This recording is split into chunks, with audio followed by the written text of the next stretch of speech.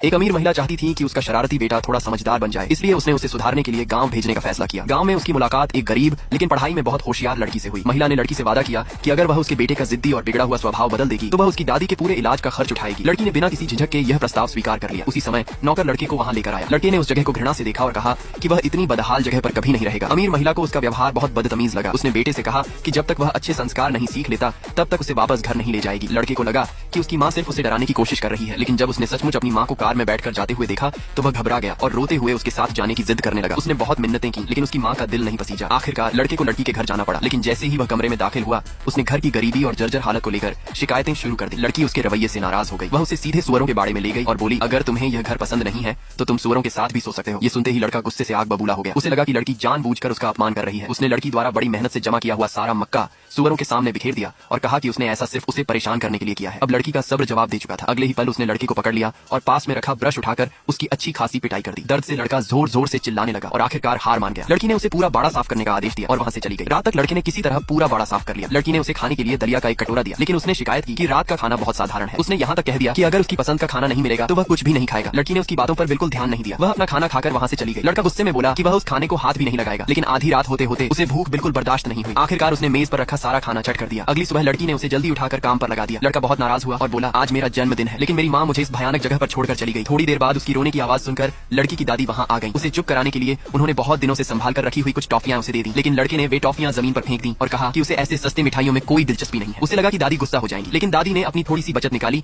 और लड़की से कहा कि जाकर उसके लिए जन्मदिन का केक ले आए। यह देखकर लड़के को तुरंत अपनी गलती का एहसास हुआ और उसने कहा कि अब उसे केक नहीं चाहिए। उस रात लड़की ने अंडों से अपने हाथों से एक केक बनाया और उसके ऊपर एक मोमबत्ती लगा दी। जब दादी ने मोमबत्ती जलाई तो लड़की ने लड़के के सिर पर फूलों का एक सुंदर मुकुट रख दिया। ये सब देखकर लड़का बेहद खुश हो गया। असल में उसके माता पिता हमेशा अपने काम में इतने व्यस्त रहते थे कि अक्सर उसका जन्मदिन ही भूल जाते थे। उसने कभी सोचा भी नहीं था कि उसे फिर से किसी घर जैसा अपनापन और प्यार इस लड़की और उसकी दादी के साथ मिलेगा। अपनी मनोकामना मांगने के बाद वह खुशी के आंसू रोक नहीं पाया।